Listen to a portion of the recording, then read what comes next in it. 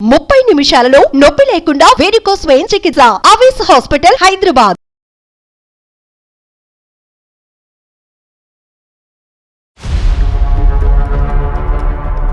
అమ్మాయికి enquiry second marriage చేసి అమ్మాయి జీవితం బాగుండాలని కోరుకుంటున్నాం సార్. మీ అమ్మాయిని కన్విన్స్ చేయమని చెప్పి మాకు ఫోన్ చేశారా? అవును సార్ మీరు అట్టంగా చేసేసి చెప్పాలి సార్ మా అమ్మాయిని. మళ్ళీ పెళ్ళైందండి, నాకు ఆల్రెడీ పెళ్ళైంది కదండి.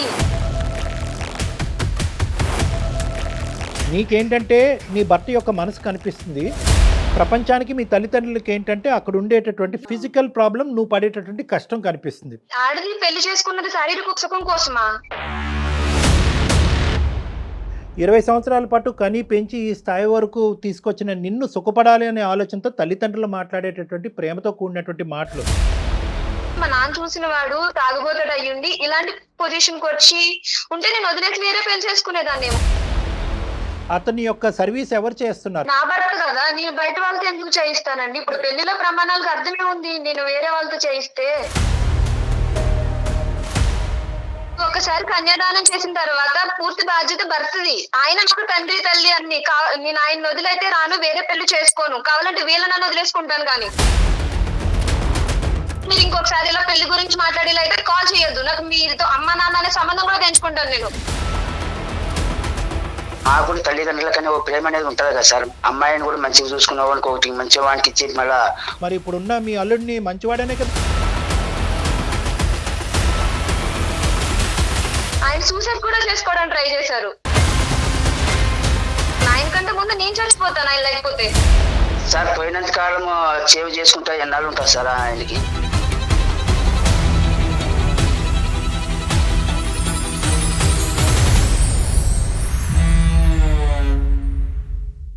IVF ట్రీట్మెంట్స్ పై 20,000 డిస్కౌంట్. డాక్టర్ కన్సల్టేషన్ మరియు అల్ట్రాసౌండ్ స్కాన్ ను ఉచితంగా అందిస్తున్నారు. 49 అంటే సంతానం, 49 అంటే సంతోషం. 49 సమర్పించు అందమైన జీవితం కార్యక్రమానికి స్వాగతం. నమస్తే డాక్టర్ గారు. కళ్యాణ్ గారు, శంకరయ్య అని మనకి ఒక పెద్ద ఆయన మెయిల్ చేశారండి. పిల్లకి పెళ్ళయింది కానీ మళ్ళీ పెళ్లి చేయాలని ఆయన కోరుకుంటున్నాడు. ఒక అనుకోని సంఘటన వల్ల. అమ్మాయితో మీరు మాట్లాడండి, ఒప్పించండి, నేను ఎంత చెప్పినా వినట్లేదు అనేసి మనకి మెయిల్ చేశాడు. అతను పెళ్లి చేయాలనుకుంటున్నాడు కానీ అమ్మాయి అది నాకు ఆయన చెప్పిన దాన్ని బట్టి అట్లా అనిపించిందండి. దానికి కారణాలు ఏంటనేది నాకు క్లియర్గా తెలియలేదు. నాకు అసలు ఆయన బాధ విన్న తర్వాత ఇమీడియట్గా మీరు మాట్లాడాలి అనిపించింది. సో పలానా రోజు నేను కాల్ చేస్తానని చెప్పాను. శంకరయ్య గారు కూడా సరేనమ్మా అన్నారు. ఆయనకు ఒకసారి కాల్ చేస్తాను, పూర్తిగా మీరే మాట్లాడుదురు కానీ. తండ్రి కూతురా మేడం? తండ్రి కూతురు. నమస్తే శంకరయ్య గారు, నేను జయానండి, అందమైన జీవితం ప్రోగ్రాం నుంచి కాల్ చేస్తున్నాను. మొన్న మీతో మాట్లాడాను కదా. అవును మేడం. బాగున్నారా? బాగున్నా మేడం. ఇదిగో డాక్టర్ గారితో మాట్లాడించమన్నారు కదా, ఒక్కసారి ఇదిగో డాక్టర్ గారితో మాట్లాడండి. శంకరయ్య గారు నమస్తే అండి. నమస్కారం సార్. మీకు కూడా నమస్కారం సార్. నమస్తే. చెప్పండి సార్, ఏంటి సమస్య ఏంటి? మా అమ్మాయిది, పెద్ద అమ్మాయిది 20 సంవత్సరాల్లో పెళ్లి చేశాను సార్. మీరేం చేస్తుంటారు? వ్యవసాయం చేస్తుంటా సార్. ఊర్లో కర్నూలులో వ్యవసాయం చేస్తుంటా సార్. సో ఇప్పుడు పెద్ద అమ్మాయి సమస్య గురించా చెప్తున్నారు మీరు? అవును సార్. యాక్సిడెంట్ లో నడుములు పోయాయి సార్ మా అల్లనికి. అల్లుడు గారికి యాక్సిడెంట్ లో నడుము విరిగిపోయింది. అవును సార్. అయ్యయ్యో, ఎంతకాలం అయింది అది జరిగి? ఇప్పుడు 3 సంవత్సరాలు అయింది సార్. ఆమె అల్లుడు లేవు సార్. ఈమె చేయాలి సార్. లేపుకోవాలి, అన్నం పెట్టాలి, ఏదానికైనా అన్ని ఈమె చూసుకోవాలి సార్. అతను ఏం ఉద్యోగం చేసేవారండి? Software engineer sir. Software engineer. వీళ్ళిద్దరికి ఎంతమంది పిల్లలు? పిల్లలు లేదు సార్. ఇంకా పిల్లలు లేదు సార్. పిల్లలు లేరు. లేదు సార్. పిల్లలు అసలు లేదు సార్. ఓకే. ఇప్పుడున్న పరిస్థితి ఏంటి? ఇప్పుడు అమ్మాయి అతనికి సేవ చేసుకుంటూ ఉంది. అవును సార్. మరి ఇప్పుడు సమస్య ఏంటి? అమ్మాయికి ఎంక్వైరీ సెకండ్ మ్యారేజ్ చేసి అమ్మాయి జీవితం బాగుండాలని కోరుకుంటున్నాం సార్. సెకండ్ మ్యారేజ్ చేయాలని మీరు అనుకుంటున్నారు, అమ్మాయి అనుకోవట్లే. అవును సార్. అమ్మాయి అనుకోవట్లే. మీ అల్లుడు గారు మీ అమ్మాయి యాక్సిడెంట్ అవ్వకముందు కానీ యాక్సిడెంట్ అయిన తర్వాత కానీ వాళ్ళిద్దరు అన్యోన్యంగానే ఉన్నారు. అవును సార్. బాగున్నారు సార్. వాళ్ళిద్దరి మధ్యన ఎటువంటి భేదాభిప్రాయాలు లేవు. లేవు సార్. ఈ ఐడియా మీకు ఎందుకు వచ్చింది ఇప్పుడు రెండో పెళ్లి చేయాలని, వాళ్ళిద్దరు సుఖంగా ఉన్నప్పుడు? సార్ తల్లిదండ్రులకి ఎవరికైనా ఆమె చేవ్ చేస్తుంటే చిన్న వయసులోనే కూర్చొని లేకుండా ఆయన లేకపోవడం. ఇంకేమైనా కార్యక్రమాలు జరగాలా ఇంట్లో? మీ అమ్మాయి పెళ్లి అవుతుంది. అమ్మాయి సార్, అమ్మాయి అబ్బాయి అంటారు కదా సార్, పెళ్లి అయ్యేవాళ్ళు. రేపు పక్కన వాళ్ళ పెళ్లి అయిన తర్వాత ఈమెని ఎవరు చూసారని గ్యారంటీ ఏమి సార్? సో మీ ఉద్దేశం ఏంటంటే మీ అమ్మాయికి జీవితం ఇవ్వాలి అనేటటువంటిది ఒకటి, కొత్త జీవితం అవును ఇవ్వాలి సార్. అనేది. కానీ అవును వాళ్ళ సార్. వరకు మాత్రం బాగానే అడ్జస్ట్ అయిపోతున్నది. ఈ ప్రస్తావన మీ అమ్మాయి దగ్గర తీసుకెళ్ళినప్పుడల్లా మీ అమ్మాయి సార్. ఏమంటా ఉంటది? నాకు ఇష్టం లేదు, నాకు ఆయన బాగా చూస్తున్నాడు కదా, ఆయన కావాలి అని అంటారు సార్. ఇప్పుడు మేమేం చేయాలి? మీ అమ్మాయికి పెళ్లి చేయాలా? మా అమ్మాయికి మీరు ఒప్పియాలి సార్, ఎట్లా కానీ మీరు ఎలా దయచేసి. ఒప్పుకుంటుందండి? వాళ్ళిద్దరూ ఒక అన్యోన్యంగా ఉంటున్నారు, హ్యాపీగా ఉంటున్నారు, వాళ్ళ భవిష్యత్తు గురించి వాళ్ళు ఆలోచించుకుంటున్నారు. వీళ్ళకి ఏమన్నా కొద్దిగా ఆస్తిపాస్తులు అవి ఏమైనా ఉన్నాయా వెనక ముందు? ఉన్నాయి సార్, కొద్దిగా ఉన్నాయి. కానీ సార్ నేను ఏమంటానంటే మా తల్లిదండ్రులకు బాధ్యత ఉంటుంది సార్. మరి వాళ్ళు బాధపడుతుంటే చూడలేము కదా సార్. అది కరెక్టే. కానీ బాధను భరించే వ్యక్తి ఎవరు? మీ అమ్మాయి కదా. ఆ అమ్మాయి అవును సార్, ఎటువంటి మా తల్లిదండ్రులు కని వాళ్ళకి మాకు కూడా బాధలు ఉండవా సార్? తను ఇబ్బంది పడినా పర్వాలా, నా భర్తే ముఖ్యం అంటోంది కదండి. ఆమె చెప్తారు మేడం. శంకర్. ఏమనుకుంటున్నామంటే మేడం, ఆ, మా ఆ. అమ్మాయి కూడా ఒక దారి అనేది చూపించాలనుకున్నాం మేడం మేము. కరెక్టే. మీ తల్లిదండ్రులుగా మీ ఉద్దేశం కరెక్టే. కానీ నేను ఇంకొక మాట చెప్తాను. శంకరయ్య గారికి ఈ పరిస్థితి జరిగితే కనుక మీ భార్య గారు వెళ్ళి వేరే పెళ్లి చేసుకోవటం అనేటటువంటిది మీరు ఒప్పుకోగలరా? మీ భార్య ఒప్పుకుంటుందా? నేను ఈ ప్రస్తావన తీసుకొచ్చానని ఇంకో విధంగా అనుకోకండి. ఎందుకంటే పెళ్లి అనే బంధానికి ఏంటంటే ఇటువంటి అవరోధాలు అన్నీ దాటుకుని వెళ్తే, ఇటువంటి త్యాగాలన్నీ చేయడానికి నిర్ణయించుకుంటేనే ఆ పెళ్లి, దాని యొక్క ప్రాముఖ్యత, దాని పవిత్రత. సో కాబట్టి అంటే ఇవన్నీ నేను తర్వాత మాట్లాడతానులేండి. కానీ మీ అమ్మాయి అయితే కనుక ఇది తీసి పారేస్తుంది. మీరైతే మాత్రం ఏమంటున్నారంటే మీ అమ్మాయిని కన్విన్స్ చేయమని చెప్పి మాకు ఫోన్ చేశారా? అవును సార్, మీరు ఎట్టగా చేసే చెప్పాలి సార్ మా అమ్మాయిని.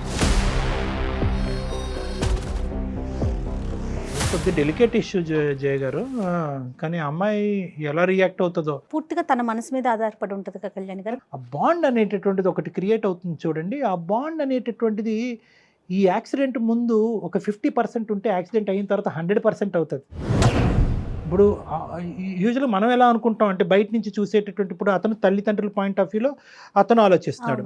మీరు నేను అసలు మామూలుగా కామన్ పీపుల్గా మనం ఎలా అనుకుంటాం, ఇదేంటి చిన్న వయసులో ఈ అమ్మాయి అవుటి అతనితో ఏంటి, ఆ అమ్మాయి భవిష్యత్తు త్యాగం చేయటం ఇంపార్టెంటే అన్నట్టు మనం అనుకుంటాం. కానీ అక్కడ కాన్సెప్ట్ ఎలా ఉంటుందంటే, ఒకప్పుడు అది ఒక డెలికేటు ప్రాబ్లమాటిక్ టాక్సిక్ రిలేషన్షిప్ అనుకోండి. మరి నీకు దన్నారా బాబు, ఇప్పుడు సుఖం లేదు, ఇప్పుడు అసలు సుఖం లేదు నీతో అని చెప్పి వెళ్ళిపోయి ఉండేది. కానీ ఇక్కడ ఏంటంటే బాధ్యత పెరిగింది ఆ అమ్మాయికి. సో ఆ యాంగిల్లో ఒకసారి మాట్లాడి చూద్దాం. 2 కాన్సెప్ట్స్ మేడం. ఒక జీవితం పోయాలి అని అనుకునే ఒక తల్లిదండ్రులు, ఒక కొత్త జీవితం పోయాలనేటటువంటి కూతురు జీవితం ఇలా అవ్వకూడదనే తపన, భర్త బాధ్యత నాది కాకపోతే ఎవరు అని ఆలోచించేటటువంటి ఒక భార్య, ఈ రెండింటి సంఘర్షణ మనం ఈరోజు ఇచ్చేయాలి. తప్పకుండా అండి. మరి శంకరయ్య గారు, మీరు పాపను లైన్లో తీసుకుంటారా లేకపోతే నేను కాన్ఫరెన్స్లోకి తీసుకోనా? మేడం గారు మీరు మాట్లాడినమ్మా, నేను మాట్లాడినా? సరే, మీరు మాట్లాడి లేవులో నేను వింటుంటాను, నేను కూడా మాట్లాడతాను. అట్లానే సరే పెద్ద ఆయన ఏం అనలేకపోతున్నావు. The person you are speaking with has... hello Vani గారు, చెప్పండి ఎవరు? నమస్తే అమ్మా, నేను జయాని అందమైన జీవితం ప్రోగ్రామ్ నుంచి కాల్ చేస్తున్నాను. నమస్తే అండి, చెప్పండి. నమస్తే. నాతో పాటు డాక్టర్ కళ్యాణ్ చక్రవర్తి గారు కూడా ఉన్నారు. అలానే మీ నాన్నగారు కూడా లైన్లో ఉన్నారమ్మా. ఆయన ఒక్కసారి మీతో మాట్లాడాలి అని చెప్పేసరికి నేను మిమ్మల్ని లైన్లోకి తీసుకున్నాను. ఆయన ఒక చిన్న సమస్యని మా దాకా తీసుకొచ్చారు. ఒక సలహా కోసం మమ్మల్ని సంప్రదించారు సుమన్ టీవీని. ఏ సమస్య అండి? ఒక్కసారి మా డాక్టర్ గారు మాట్లాడతారు చూడు. వాణి నమస్తే అమ్మా. నమస్తే అండి, చెప్పండి. ఇప్పుడు ఏంటంటే నాన్నగారు ఎలా చెప్పాలో నాకు అర్థం కావట్లేదు. అంటే ఒక తండ్రిగా అతను నిన్ను చూసే కోణము వర్సెస్ నువ్వు నీ జీవితాన్ని చూసుకునే కోణము, ఈ రెండిట్ల మధ్యన జరిగినటువంటి ఒక చిన్న సంఘర్షణ. అతను ఏమంటారంటే, మా అల్లుడు గారు చాలా మంచివారు, చాలా గొప్ప పెళ్ళి, కానీ దురదృష్టం కొద్దీ ఒక సంఘటన జరిగింది. అతను అవిటివాడు అయ్యాడు, మంచాన పడ్డాడు. సేవ చేసేటటువంటి భారం అంతా కూడా చిన్న వయసులో ఉన్న ఆడపిల్ల మోస్తుంది. ఇది చూసి మేము తరుక్కుపోతున్నాము, చూడలేకపోతున్నాము. ఆ అమ్మాయికి ఒక భవిష్యత్తుని ఇవ్వాలి అని అనుకుంటున్నాము. కాబట్టి ఆ అమ్మాయిని పెళ్ళి అనే ప్రస్తావన తీసుకొస్తే ఆ అమ్మాయి అంగీకరించట్లేదు. మీ ద్వారా ఆ ప్రస్తావన తీసుకొచ్చి ఆ అమ్మాయిని అంగీకరింప చేసేటటువంటి విధంగా హెల్ప్ చేయండి అని అన్నారు. అవునండి, అంటే మీకు మొత్తం చెప్పారా నాన్నగారు? ఏమో అంటే నాన్నగారు పెద్ద వయసు, ప్లస్ ఏంటంటే ఫోన్లో అంత ఇదిగా మాట్లాడలేకపోతున్నారు. సో పూర్తిగా వివరాలు అయితే చెప్పలేకపోయారమ్మా. అవును. అసలు నీ మళ్ళీ ఆలోచన పెళ్ళైందండి, నాకు ఆల్రెడీ పెళ్ళైంది కదండి. అసలు ఏం జరిగిందో చెప్పమ్మా. అంటే మీ పెళ్ళి ఎంతకాలం అయింది, అతనికి ఆ యాక్సిడెంట్ ఎలా జరిగింది? ఏం లేదండి, నేను చదువుకుంటానన్న వయసులోనే చిన్న వయసుకే 20 ఏళ్ళకే పెళ్లి చేసేసారు నాన్నగారు. రైట్. మంచాడు, బాగా చూసుకుంటాడు అన్ని చెప్పారు. సరే నచ్చ చెప్పారు. ఆ అబ్బాయి కూడా సెటిల్ అవుతాడు బాగా అని చెప్పి పెళ్లి చేశారు. పెళ్ళైన తర్వాత మేము అనుకున్నాము మనం పడిన ఇబ్బందులు మన పిల్లలు పడకూడదని ఒక 2 years వరకు పిల్లలు వద్దనుకున్నాం.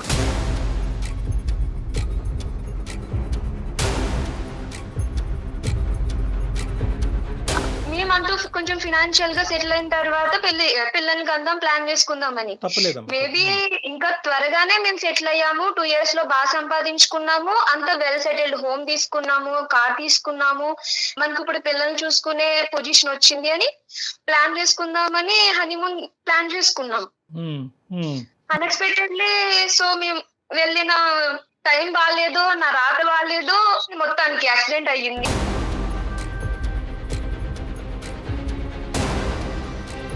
అలానే నేను నా స్వార్థం చూసుకున్నాను, వదిలేసి రెండో పెళ్లి చేసుకోలేను ఏం కదా. జరిగిందమ్మా యాక్సిడెంట్ లో? తను అంటే ఎట్లా, ఎంతవరకు డ్యామేజ్ అయింది పాపం ఆయనకి? కార్ యాక్సిడెంట్ అయిందండి. సో డాక్టర్ అన్నారు ఒక 3 months వరకు మేబీ ట్రీట్మెంట్ అవుతుంది కదా, రికవర్ అవుతారు, సెటిల్ అవుతుంది అనుకున్నాము. కానీ హెల్త్ కండిషన్, కానీ ఇంకా ఆయన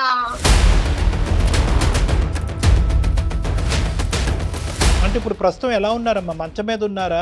అతని పని అతను చేసుకుంటారా? యూరినరీ అండ్ మోషన్ రిఫ్లెక్సెస్ పని చేసుకోవట్లేదండి.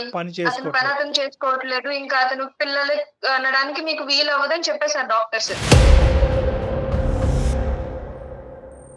పిల్లలు కంటానికి ఓకే అమ్మా. పిల్లలు లేకపోవటం అనేది కావాలంటే మీ ఇద్దరు మనసులు పెద్దవైతే కనుక దత్తత అన్న చేసుకోవచ్చు పిల్లల్ని. అది కాదు ఇక్కడ. అతని యొక్క సర్వీస్ ఎవరు చేస్తున్నారు? అతనికి సంబంధించినటువంటి సేవలు ఎవరన్నా మనిషిని పెట్టుకున్నారా? మీరే చేయాలా? యూరిన్ కానీ మోషన్ కానీ బట్టలు స్నానం చేస్తానండి. నా భర్త కదా, నేను బయట వాళ్ళతో ఎందుకు చేయిస్తానండి? ఇప్పుడు పెళ్లిలో ప్రమాణాలకు అర్థమే ఉంది నేను వేరే వాళ్ళతో చేయిస్తే. Right as long as you're happy అమ్మ. నువ్వు హ్యాపీయే కదా. అంటే ఆ పనులు చేయటంలో ప్రస్తుతం అయితే కనుక నీ వయసు బట్టి అవనియండి, నీ ఓపిక బట్టి అవనియండి, మీరేం అలసిపోలేదు కదా. నేనైతే అసలు నాకు నిజం చెప్తున్నాను కదండి, ఆయన ఆ 2 years లో మేము హ్యాపీ సెటిల్ అవ్వాలనుకున్న 2 years లో నన్ను కాలు కింద పెట్టకుండా రాణిలో చూసుకున్నారు. మొత్తం స్ట్రగుల్స్ అన్ని ఆయనే ఫేస్ చేశారు. ఇంత ఇబ్బంది కూడా ఆయన నన్ను ఫేస్ చేయనివ్వలేదు అనమాట. నేను అయ్యో సెటిల్ కాలేను అని చేసుకున్నాను, ఇన్ని ఇబ్బందులు పడుతున్నాను, మేబీ మా నాన్న చూసిన వాడు తాగుబోతాడు అయ్యుండి ఇలాంటి పొజిషన్ కి వచ్చి ఉంటే నేను వదిలేసి వేరే పెళ్లి చేసుకునేదాన్నేమో. కానీ ఆయన నన్ను రాణిలా చూసుకున్నారు. నా స్వార్థం నేను చూసుకున్నప్పుడు వచ్చాను ఆయనకి కష్టం వచ్చిందని. ఆడది పెళ్లి చేసుకున్నది శారీరక సుఖం కోసమా? పిల్లల కోసమా? పిల్లలంటే వేరే పెంచుకోవచ్చు, బోల్డని పద్ధతులు ఉన్నాయి. ఆయన తోడు కోసం పెళ్లినాటి ప్రమాణాల్లో ఇంక మర్చిపోవాలి నేను. ఒక ఆయన కష్టం వచ్చింది, నేను వదిలేసి వచ్చేయాలి, నా సుఖం నేను చూసుకోవాలి అని వచ్చిమంటారా చెప్పండి? మరి మీ నాన్నగారు ఎందుకు ఇలా ఆలోచిస్తున్నారు? ఇప్పుడు ఒక తండ్రిగా ఆయనకు ఉండే బాధ ఆయనకు ఉంటదండి. నేను ఆయన బాధను తప్పు పట్టట్లేదు. వేరే పెళ్లి చేసుకోమండలో ఆయన బాధ కనబడుతుంది, రేపు అన్న రోజు నన్ను ఎవరు చూసుకుంటారని. కానీ నా భర్తను ఎవరు చూసుకుంటారు? నేను వేరే పెళ్లి చేసుకుని వెళ్ళిపోతే అసలు నేను వేరే పెళ్లి చేసుకునే ఆలోచన కూడా లేదండి. నేను చాలా హ్యాపీగా ఉన్నా నా భర్తతో. అయినా నేను కష్టం అనుకుని చేయట్లేదండి, అది ఇష్టం అనుకుని చేస్తున్నాను. ఇప్పుడు నేను కన్న పిల్లలైనా చిన్నప్పుడు నేను ఎలా చూసుకోవాలి వాళ్ళని, ఇవన్నీ సేవలు చెయ్యాలి కదా. 2 years అయినా 10 years అయినా 20 years అయినా ఎంతకాలం అయినా కూడా అతను సేవ్ చేసుకుంటూ అలా ఉండిపోతానని అంటున్నావు. అతను సేవ చేసుకుంటానే బ్రతుకుతానండి. ఇప్పుడు భర్త లేని ఆడవాళ్ళు చాలా మంది ఉన్నారు. భర్త ఇలా మంచాన్ని పడిన ఆడవాళ్ళు వేరే పెళ్లి చేసుకుంటారేమో కొంచెం మంది. నాకైతే అది తప్పని అనిపించదు. వేరే పెళ్లి చేసుకోవాలన్న ఆలోచన లేదు. నా భర్తకు సేవ చేసుకోవడం నాకు ఇష్టం. నీతో మాట్లాడుతుంటే అసలు ఎటువంటి స్వార్థం లేకుండా మాట్లాడినటువంటి ఒక గొప్ప స్త్రీని కనిపిస్తున్నావు, వినిపిస్తుంది. నెంబర్ 1. నెంబర్ 2 ఏంటంటే కనుక అసలు ఎక్కడ కూడా నీ గురించి నువ్వు ఆలోచించవు. నీ వయసు చిన్నది. అసలు 10-15 years పాటు ప్రయాణం చేసిన ఒక భర్త గురించి మాట్లాడినటువంటి గొప్పగా మాట్లాడుతున్నావు అంటే కనుక అతను నిన్ను ఎంత గొప్పగా చూసుకున్నాడు ఆ 2 yearsలో. ఎందుకంటే చదువుకోవాల్సినటువంటి దాన్ని చిన్న వయసులోనే నన్ను పెళ్లి చేశారు అంటే కనుక ఎంత కాదనుకున్నా పెళ్లిలోకి డిసప్పాయింట్మెంట్తోనే ఎంటర్ అయ్యావు. కానీ ఆ డిసప్పాయింట్మెంట్ తీసేసి నీకు ఒక కొత్త జీవితాన్ని ఇచ్చి ఈరోజు అతని జీవితాంతం అలా మంచం పడి ఉన్నా కూడా I'm ready to take the burden అని నువ్వు అని అంటున్నావు అంటే కనుక చాలా గ్రేట్ అమ్మా. చాలా గొప్పగా అనిపిస్తుంది, గర్వంగా కూడా అనిపిస్తుంది. వేరే పెళ్లి చేసుకొని అంటారు ఆయన. నేను ఆయన ఉండి చేసుకోనేమో అని ఆయన సూసైడ్ కూడా చేసుకోవడానికి ట్రై చేశారు. కాపాడుకున్నాను కాబట్టి సరిపోయింది. నాకు ఆయన లేకపోతే నేను చచ్చిపోతాను. ఆయన కంటే ముందు నేను చచ్చిపోతాను ఆయన లేకపోతే. శంకరయ్య గారు, మరి సార్. ఇప్పుడు పరిస్థితి ఎలా ఉంది? ఇక్కడ మేము మాట్లాడేది ఏంటో నాకు అర్థం కావట్లేదు శంకరయ్య గారు. ఇప్పుడు ఆ తను అమ్మాయి చాలా స్ట్రాంగ్ గా ఉంది. చాలా గంటపదం మాట్లాడుతుంది ఆ అమ్మాయి. ఏంటంటే వాళ్ళిద్దరి మధ్యన బాండింగ్ బ్రహ్మదేవుడు దిగి వచ్చినా విడదీయలేడు అనే విధంగా మాట్లాడుతుంది. మీరు నేను ఏమాత్రం అవును సార్, మాకు కూడా తల్లిదండ్రులకనే ఒక ప్రేమ అనేది ఉంటది కదా సార్. అమ్మాయిని కూడా మంచిగా చూసుకున్న వానికి ఒకటి మంచి వానికి ఇచ్చి మళ్ళా బాగా జీవితం బాగుండాలని కోరుకుంటాం సార్. మేము కూడా అంటే ఇప్పుడు ఇతను కోరుకుంటున్నాం సార్. చెడ్డవాడయ్యాడా? యాక్సిడెంట్ అయిన తర్వాత మీరు ఒక మంచివాడిని తీసుకొస్తానంటున్నారు. మరి ఇప్పుడున్న మీ అల్లుడిని మంచివాడనే కదా ఇంతకు ముందు పెళ్లి చేశారు. యాక్సిడెంట్ అయిన తర్వాత చెడ్డవాడయ్యాడా? సార్ పోయినంత కాలం సేవ్ చేసుకుంటా ఎన్నాళ్ళు ఉంటుంది సార్ ఆయనకి. సరే ఇప్పుడు అవునండి, ఒకసారి కన్యాదానం చేసిన తర్వాత పూర్తి బాధ్యత భర్తది. ఆయన నాకు తండ్రి తల్లి అన్ని. నేను ఆయన వదిలైతే రాను, వేరే పెళ్లి చేసుకోను. కావాలంటే వీళ్ళ నన్ను వదిలేసుకుంటాను. కానీ కాదమ్మా, నేను మీ మంచి కోరికే కదమ్మా చెప్పేది. నేను కూడా నా మంచి కోరిక ఏంటో నాన్నగారు, మొత్తం అన్ని ఆయన నాకు సెటిల్ చేసి పెట్టాడు. నేను బయటికి వెళ్ళి కష్టపడాల్సిన అవసరం లేదు. ఆయన జాబ్ చేస్తున్నారు ఇప్పుడు. ఆయన పని చేయండి మాకు అంత అవసరం. నేను ఆయన సేవ చేసుకుంటాను, ఆయన నన్ను చూసుకుంటాడు. మాకు ఎలాంటి ప్రాబ్లం లేదు. మేము చాలా హ్యాపీగా ఉన్నాం ఇప్పుడైనా. అవునమ్మా, రేపు జరిగే పరిస్థితుల్లో ఏమైనా తారుమారు ఏదైనా పరిస్థితులు జరగడానికి జరిగాయి అప్పుడు ఎవరు చూసుకుంటారమ్మా? ఇప్పుడు మీ తమ్ముడు చూసుకుంటారా, మీ చెల్లెలు చూసుకుంటారా? రేపు జరగడానికి మేము లేకుండా అయిపోతాం అనుకో, అప్పుడు పరిస్థితులు ఎలా ఉంటాయమ్మా? అప్పుడు ఒకసారి ఆలోచన చేసుకోమ్మా నువ్వే. కాదమ్మా ఇప్పుడు వాణి, రోజులు ఎలా ఉన్నాయంటే పొద్దుట ఆఫీస్ కి వెళ్తే సాయంత్రానికి తిరిగి వస్తున్నామో లేదో కూడా తెలియట్లేదు నాన్నగారు. అలాంటిది రేపటి భవిష్యత్తు గురించి ఆలోచించి ప్రస్తుతం ఉన్న మా ఆయన్ని నేనెందుకు వదిలేసి ఇంకొక పెళ్లి చేసుకోవాలి? లిటరల్లీ ప్రతి నాకు ప్రశ్నకి ఆయనతో నేను సుఖంగా సంతోషంగా ఉన్నా. ప్రతి ప్రశ్నకి సమాధానం ఉందా అమ్మాయి దగ్గర? అంటే ఎంత మెంటలీ నాకు మీరు ఇంకొకసారి ఇలా పెళ్లి గురించి మాట్లాడేలా అయితే కాల్ చేయొద్దు. నాకు మీతో అమ్మ నాన్న అనే సంబంధం కూడా పెంచుకుంటాను నేను.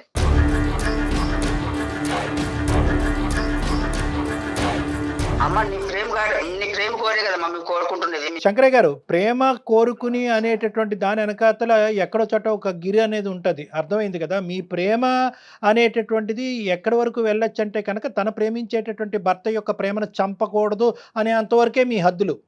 ఇప్పుడు ఏంటంటే, ఇప్పుడు నేను మిమ్మల్ని ఇంత ప్రేమిస్తున్నాను, నీ భవిష్యత్తు గురించి ఇంత కోరుకుంటున్నావు కాబట్టి నీ భర్త మీద ఎంత ప్రేమ ఉన్నా కూడా అవుటివాడు కాబట్టి వదిలేసి వచ్చేయమా అంటే కనుక అది మీది ప్రేమ కింద వర్తించదు. ఎందుకంటే మీ ప్రేమ అనేటటువంటిది ఆ అమ్మాయి ప్రేమ, తన భర్త మీద ఉండే ప్రేమను అర్థం చేసుకున్నప్పుడే దానికి విలువ, వాల్యూ. సో ఇక్కడ నేను సార్ మీరు ఎట్లైనా దయచేసి ఒప్పియండి సార్, ప్లీజ్ సార్. అది పద్ధతి కాదు. నాశనం అయిపోతుంది సార్. లేలే శంకరయ్య గారు, మీరు ఏంటంటే కనుక ఈ ఎల్లకాలం రోజులు ఇలాగే ఉండవు. రేపొద్దున ఏదైనా జరగరానిది అతనికి జరిగితే కనుక దానికి కూడా అమ్మాయి ప్రిపేర్ అయ్యి ఉంది. జరగరానిది ఏదో జరుగుతుంది అనేటటువంటి ఆలోచనతో, ఏదో జరుగుతుంది అనే ఉద్దేశంతో అతన్ని ఈ రోజే చంపేయటం అనేది ఆ అమ్మాయికి ఇష్టం లేదు. అతనే అంటున్నాడంట నువ్వు వెళ్ళి సుఖపడి. అప్పటి వరకు ఉండాలి కదా సార్. కాదు సార్, మేము అప్పటి వరకు కూడా దేవుడు ఉంచుతాడని గ్యారంటీ ఏమో సార్. ఒక 5 చేతిలో మంచి వాడి చేతిలో పెట్టుకోదామనే ఆలోచన మాకుంది సార్. ఎప్పుడు ఆయన సేవ్ చేసుకుంటే అయితే నన్ను మంచిగా చూసుకోకుండా డైలీ వచ్చి కొడితే అప్పుడు నేను ఎలా బాధపడాలి? వాడిని నన్ను పట్టించుకోకపోతే? అమ్మ అన్ని అట్లా అనుకుంటే ఎట్లయితుందమ్మా? అది అట్లా అనుకుంటే ఎట్లుంటది చెప్పు? ఇప్పుడు భర్తకి ఇలాగయ్యి వదిలేస్తే కనుక నువ్వు వేరే పెళ్లి చేసుకో, కష్టంలో వదిలేసి వచ్చేయచ్చు అని కూడా ప్రమాణం చేయించాల్సింది. మరి ఆ ప్రమాణం ఎంత చేయించలేదు?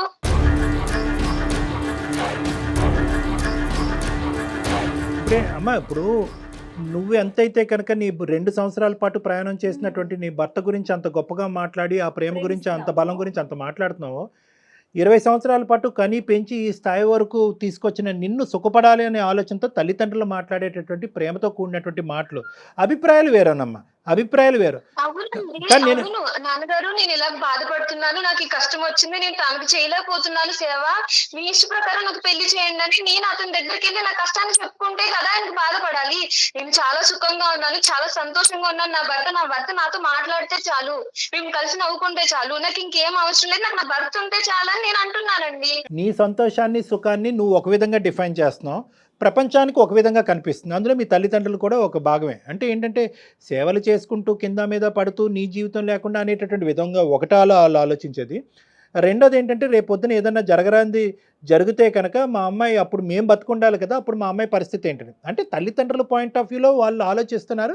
నీకు ఒక సలహా సూచన ఇచ్చారు, ఆ సలహా సూచన నీకు నచ్చకపోతే, అభిప్రాయం నీకు నచ్చకపోతే అది ససేమిరా వద్దు నాన్న అని చెప్పండే. కానీ ఈ ఆలోచన నీ బ్రెయిన్లో ఇంప్లాంట్ చేసేటటువంటి ప్రయత్నం చేస్తున్నారు. కాబట్టి మీరు ఎటువంటి తల్లిదండ్రులు ఇలా చేసేటట్టయితే కనుక నేను మరోసారి ఫోన్ ఎత్తను అంటే కనుక అది పద్ధతి కాదమ్మా. అంటే నేను అనేది ఏంటంటే, నువ్వు చేసుకునేది అది నీ రైటు.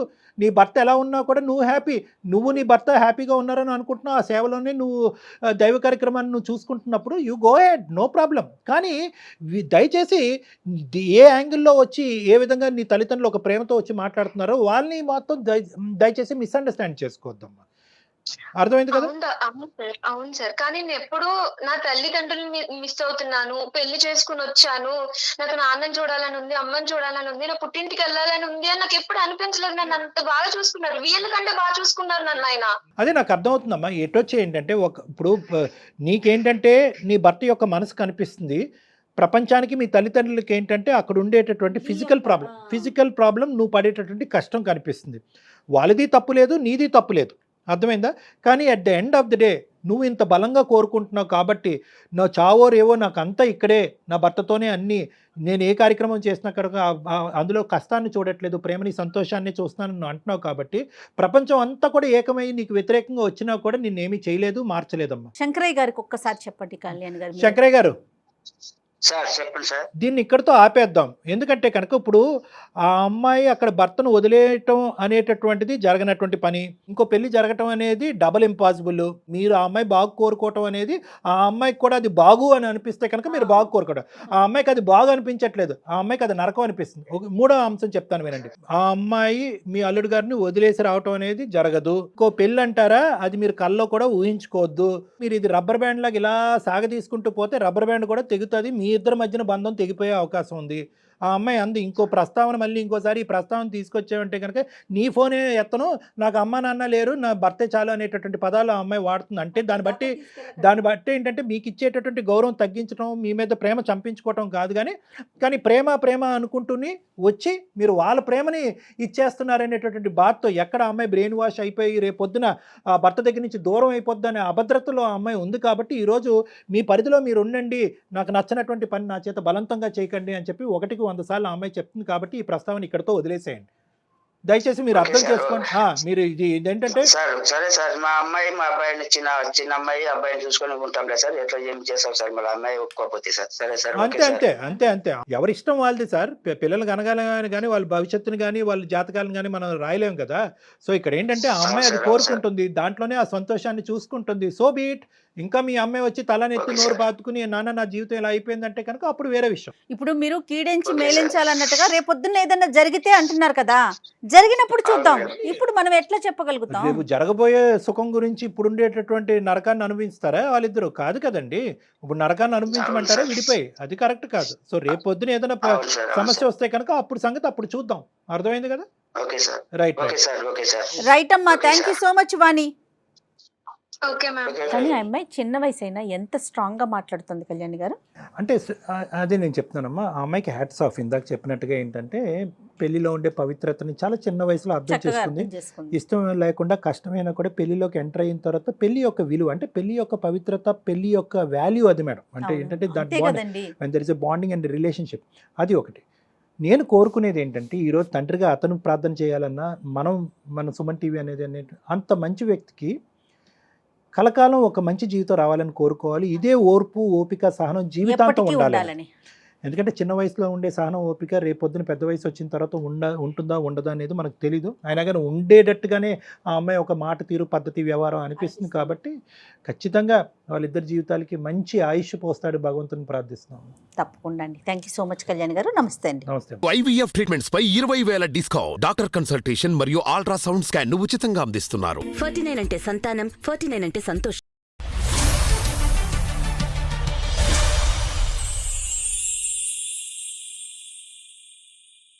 సుమన్ టీవీలో మీ పర్సనల్ అండ్ బిజినెస్ ప్రమోషన్స్ కోసం కింది నెంబర్కి కాంటాక్ట్ చేయండి.